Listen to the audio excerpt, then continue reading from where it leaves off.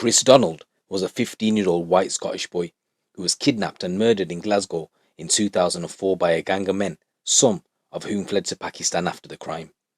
Danish Zahid, Imran Shahid, Zeeshan Shahid, Mohammed Mushtaq, and Zahid Mohammed were later found guilty of racially motivated murder and sentenced to life in prison. This murder shocked the residents of Glasgow. The nature of the teenager's death was simply horrific. But beyond the brutality of the act itself, the reason for his abduction and murder caused people across the United Kingdom to reconsider the popular perception of racially motivated hate crimes.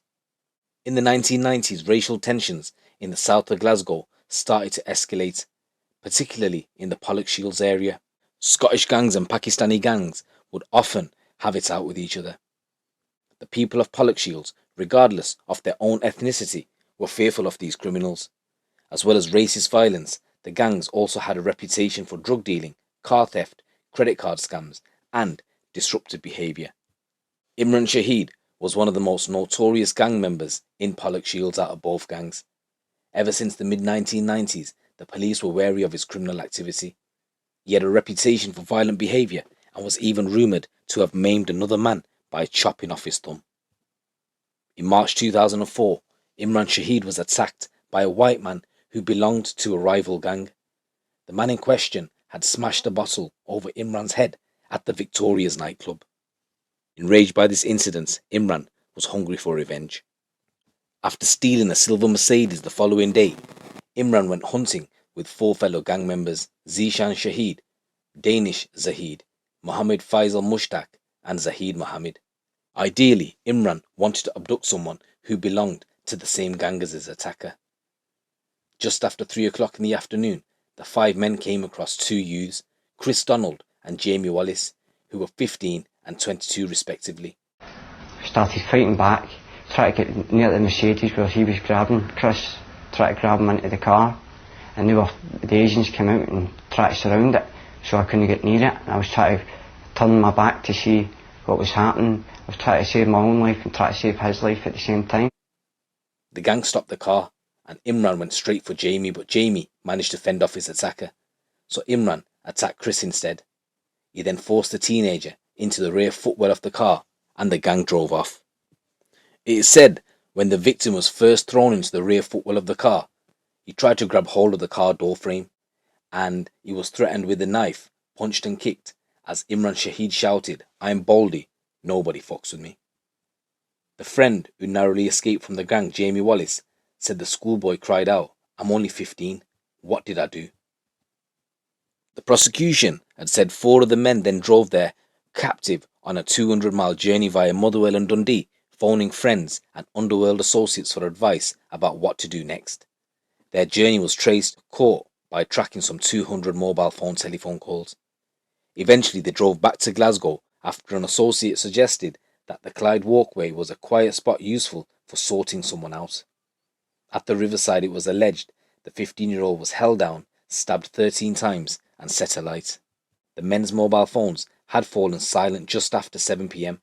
and started up again about 20 minutes later when the Mercedes was driven to a back lane near Glasgow University and set on fire. Later that evening, clothes from the attack were burnt in another alleyway by Mushtaq and Zeeshan Shahid.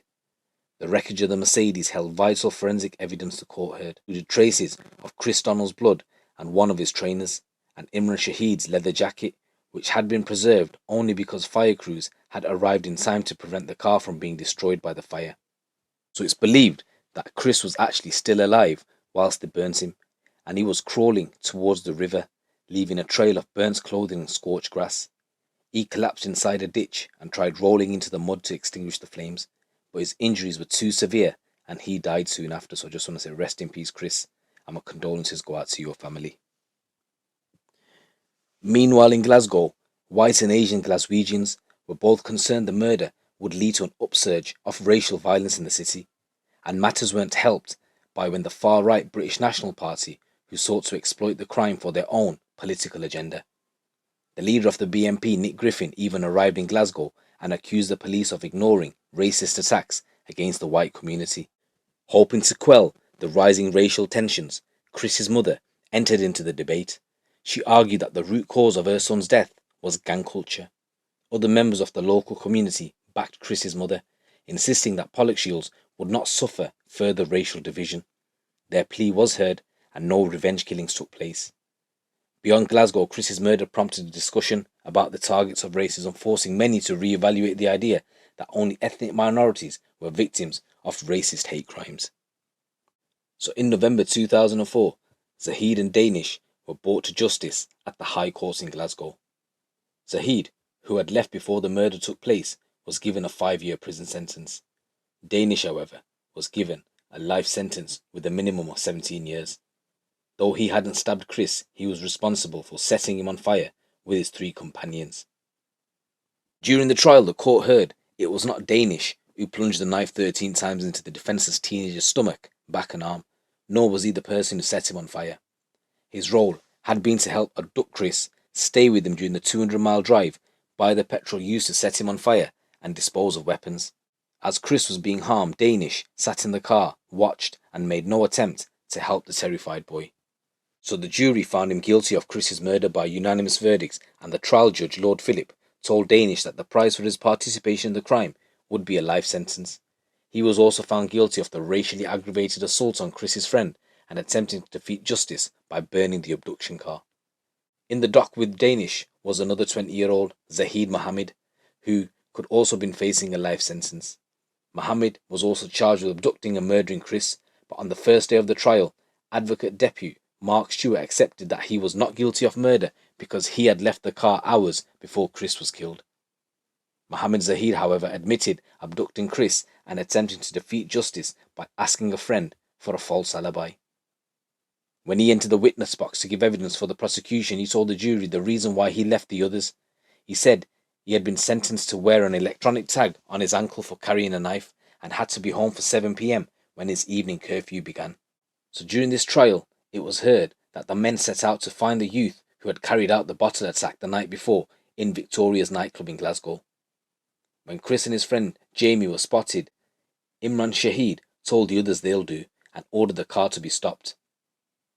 They all jumped out, and as Jamie tried to defend himself and at the same time distract the attackers from his friend Kriss, he was punched and kicked and bundled into the car.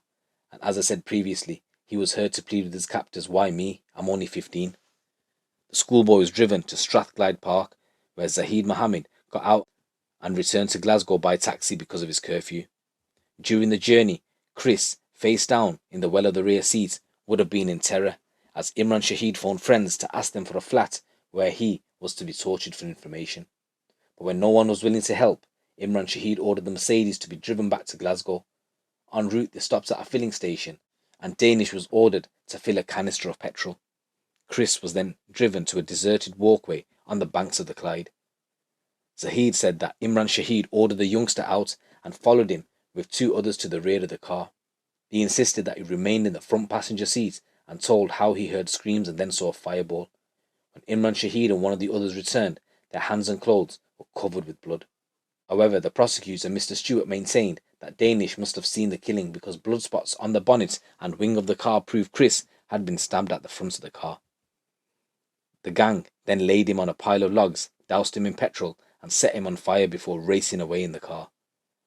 The jury heard how the youngster, with his blood draining from his 3 severed arteries, rose in flames to stagger or crawl down towards the river, leaving a trail of burnt clothing and scorched grass.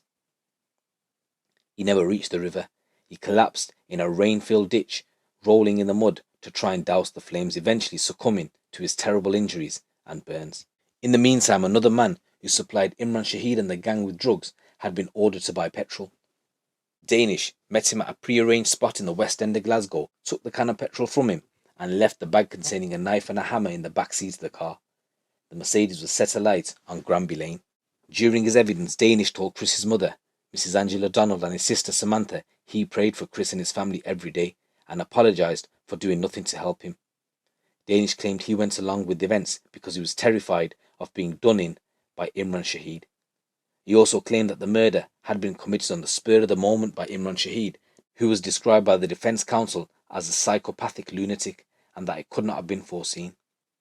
But the prosecutor told him he was guilty because he had participated at every gruesome stage of Kriss's ordeal and failed to take advantage of opportunities to get to Parvez Musharraf to introduce a one-off extradition treaty to secure the men's return.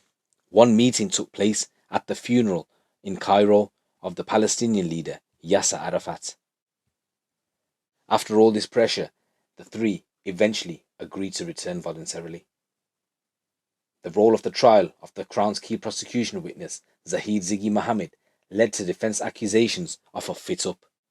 Mohammed, who was 22, had been tried and convicted 2 years earlier on a much reduced charge of assault and perverting the course of justice after agreeing to give evidence against his co-accused Danish Zahid, who was found guilty of Kriss Donald's murder, and against the 3 other men. Mohammed Zahid served half his 5-year sentence before becoming a crucial witness for the prosecution. David Burns QC, the advocate for Imran Shahid, said Mohammed Zahid was a proven liar. He has got away with murder.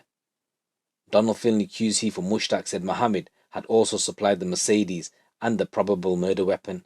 Danish Zahid also gave evidence and said, "You have got the wrong men." During the trial, Zeeshan Shahid took the stand to deny any involvement in the murder and insisted he had travelled to Pakistan on business. However, the court heard that all 3 defendants had long criminal histories. Imran Shahid and Mushtaq had numerous previous convictions for violent assaults, while Zeeshan Shahid had convictions for a series of minor offences. On November the 8th, 2006, the 3 men were found guilty of the racially motivated murder of Kriss Donald. All 3 had denied the charge, but the jury at the High Court in Edinburgh convicted them of abduction and murder. Each of the killers received sentences of life imprisonment, Imran Shahid given a 25-year minimum term, Zeeshan Shahid a 23-year minimum term, and Mushtaq receiving a minimum of 22 years. So guys, that's the case with regards to the murder of Kriss Donald in Glasgow. And I know that this is going to be an emotive topic for a lot of people, but what I'm asking you guys is please be a bit respectful in the comments. I don't mind people having a good little debate with regards to points that they want to raise. However, racism, I do not agree with it, and I won't tolerate it either. So once again, just be a bit mindful and a bit respectful in the comments, guys. Also, guys, if you want me to cover some more throwback cases, let me know in the comments and I will do. Once again, rest in peace, Kriss Donald, and my condolences go out to your family. It's your boy GT. Keep it locked, keep it real.